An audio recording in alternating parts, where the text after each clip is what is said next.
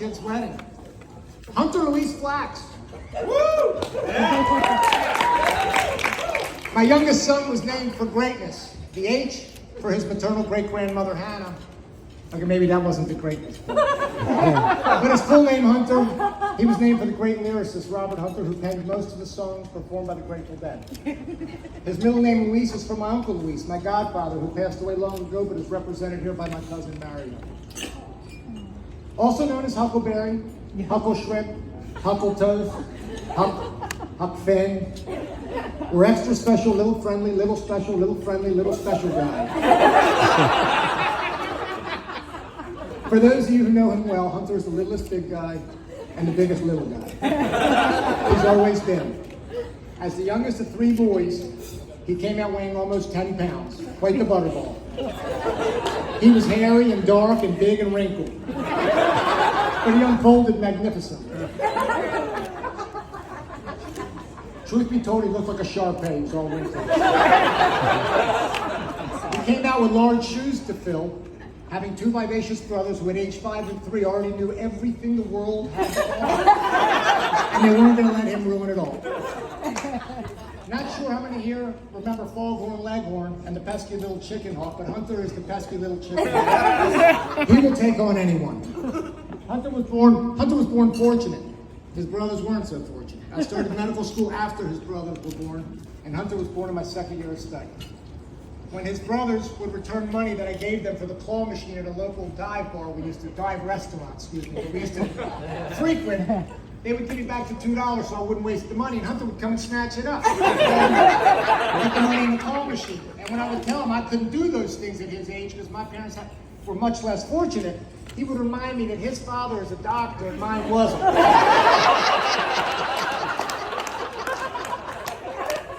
At summer sleepover camp, Hunter was Napoleon.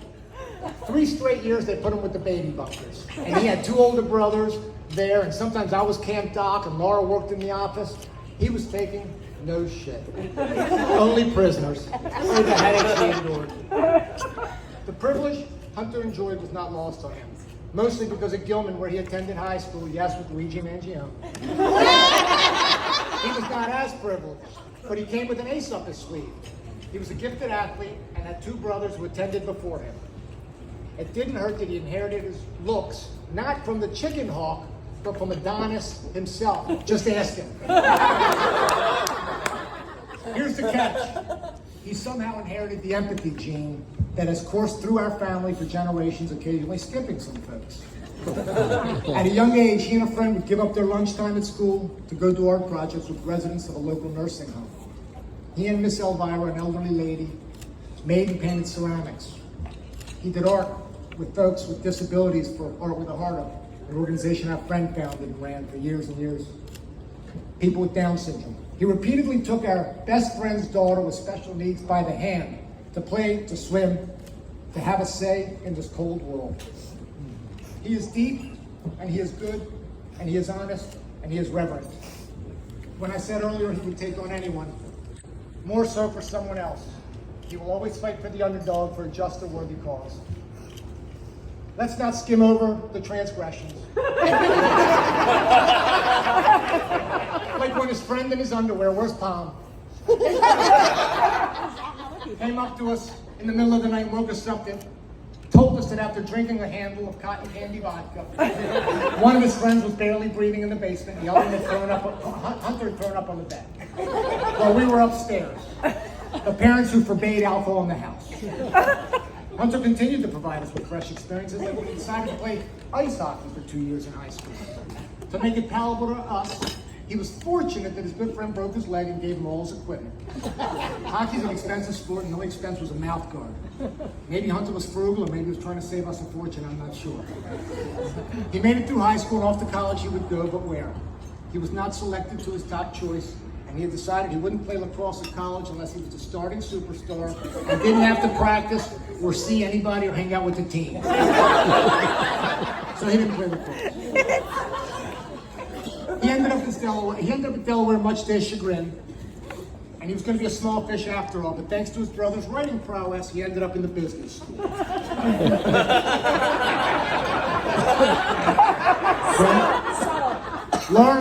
happy because it was close and relatively inexpensive. He chose a fraternity and time marched on.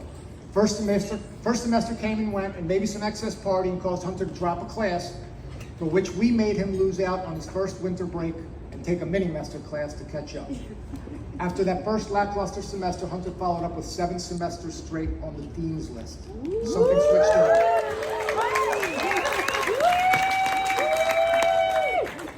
Much like the high hopes and aspirations of the chicken hawk and foghorn leghorn, Hunter, being the biggest little guy, freshman year, they can't make this up.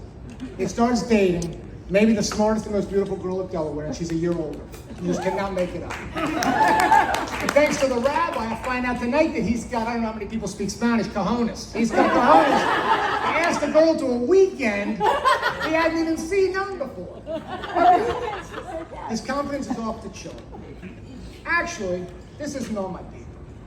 He worked for a while at a country club where I worked for years. A friend of mine, Mitch here, got him a job as a busboy.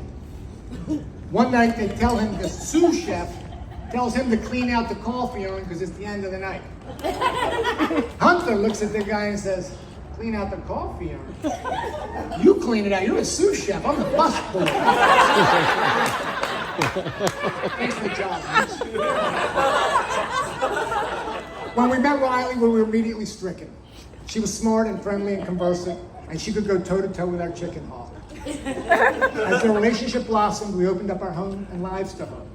Riley spent 10 weeks with us while doing some rotations in Baltimore while Hunter was in New York City. We really got to know Riley during this time, eating dinner together nightly, just the 3 of us. We found her to be warm and loving and really a true welcome addition to our family. We also found her family to be wonderful and we welcomed Jody and Mark and the mayor to our burgeoning extended family.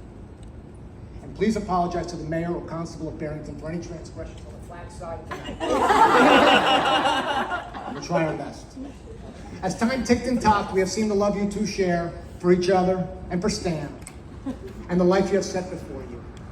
I remember with fondness the twinkle in my mother's eye. She passed away 4 years ago tonight when she met you, Riley. She absolutely knew. She knew. I hope you two never lose. I hope you two never lose the notions that got you here today. Whether they be from before you met or after, the building blocks to a sturdy and well-lived life have to be constantly built upon and molded and repaired. And I believe with clear heads and ever-present vision for a sweet future, you two can achieve everything.